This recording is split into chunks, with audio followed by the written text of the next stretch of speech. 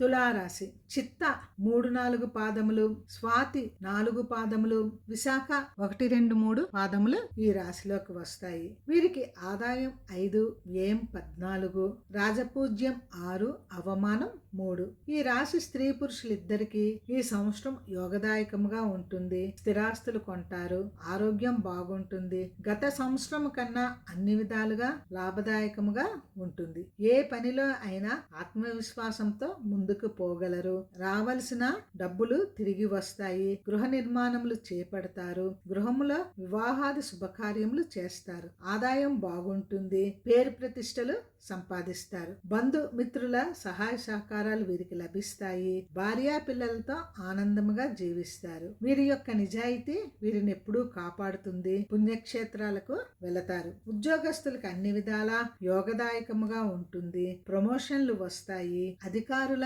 మన్ననలు కూడా పొందుతారు. ప్రభుత్వోద్యోగులకు వారి అధికారుల నుంచి అనుకూలత లభిస్తుంది. మీ శక్తి సామర్థ్యాలను గుర్తిస్తారు. టెంపరీగా పనిచేసేవారు పర్మనెంట్ గా మారుతారు. వ్యాపారస్తులకు బాగుంటుంది.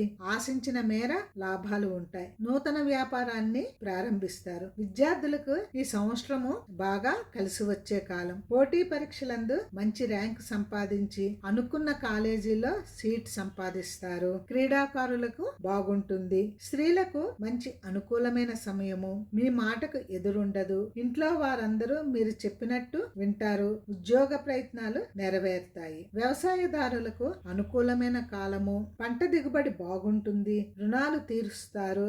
ఆదాయము బాగుంటుంది. ఈ రాశి వారికి నరఘోష ఎక్కువగా ఉంటుంది. ఈ రాశి వారు అమ్మవారి ఆలయాలను దర్శించటం మంచిది.